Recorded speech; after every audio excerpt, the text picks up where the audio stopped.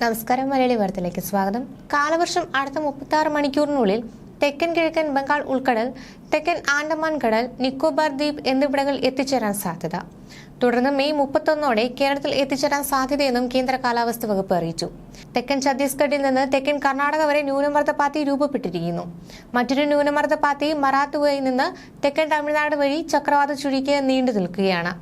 ഇതിന്റെ ഫലമായി കേരളത്തിൽ അടുത്ത 7 ദിവസം ഇടി, മിന്നൽ, കാറ്റോടുകൂടിയ മിതമായതോ ഇടത്തരം മഴയ്ക്കോ സാധ്യതയുണ്ട്.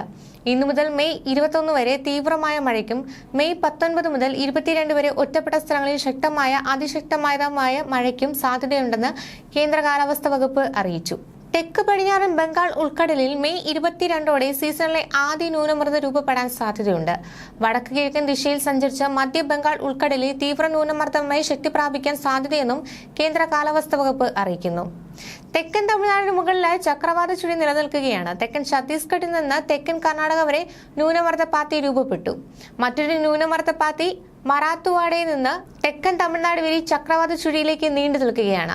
അടുത്ത 3 മണിക്കൂറിൽ തിരുവനന്തപുരം, കൊല്ലം, പത്തനംതിട്ട, ആലപ്പുഴ, കോട്ടയം, ഇടുക്കി, എറണാകുളം, കണ്ണൂർ, കാസർഗോഡ് ജില്ലകളിൽ ഒറ്റപ്പെട്ടയിടങ്ങളിൽ ഇടിമിന്നലോടുകൂടിയ മിതമായ മഴയ്ക്കും മണിക്കൂറിൽ 40 കിലോമീറ്റർ വരെ വേഗതയിൽ വീശിയേക്കാവുന്ന ശക്തമായ കാറ്റിനും സാധ്യതയുണ്ടെന്ന് കേന്ദ്ര കാലാവസ്ഥാ വകുപ്പ് അറിയിക്കുന്നു. അതിനിടെ തിരുവനന്തപുരം ജില്ലയുടെ വിവിധ ഭാഗങ്ങളിൽ പെയ്ത ശക്തമായ മഴയിൽ ശംഖുമുഖം, വലിയതുറ ഭാഗങ്ങളിലെ വീടുകളിൽ വെള്ളം കയറി. ശംഖുമുഖത്ത് മരം വീണ് ഗതാഗതം തടസ്സപ്പെട്ടു. വിവരം അറിഞ്ഞെത്തിയ ഫയർഫോഴ്സ് ഉദ്യോഗസ്ഥർ മരം മുറിച്ചു മാറ്റി.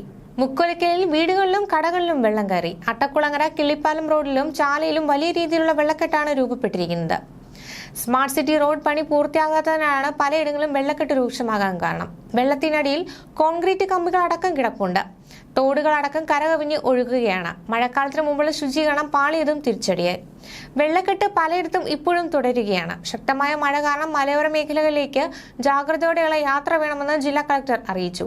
ഇന്നു മുതൽ ഇനിയൊരു അറിയിപ്പ് ഉണ്ടാകുന്നതുവരെ പൊന്മുടി ഇക്കോ ടൂറിസത്തിലേക്കുള്ള യാത്ര നിരോധിച്ചതായും കളക്ടർ അറിയിച്ചു. മണ്ണിടിച്ചിൽ, ഉരുൾപൊട്ടൽ സാധ്യത കണക്കിലെടുത്ത് മലയോര മേഖലകളിൽ അതിജാഗ്രത വേണമെന്ന് അധികൃതർ അറിയിച്ചു. ഇനി ഒരു അറിയിപ്പ് ഉണ്ടാകും വരെ മത്സ്യത്തൊഴിലാളികൾ കടലിൽ പോകരുത്. പത്തനംതിട്ടയുടെ മലയോര മേഖലകളിൽ വ്യാഴാഴ്ച വരെ രാത്രി യാത്ര നിരോധിച്ചിട്ടുണ്ട്. തിരുവനന്തപുരത്തെ മലയോര മേഖലയിലേക്ക് ആവശ്യ സർവീസുകൾ മാത്രമേ അനുവദിക്കൂ.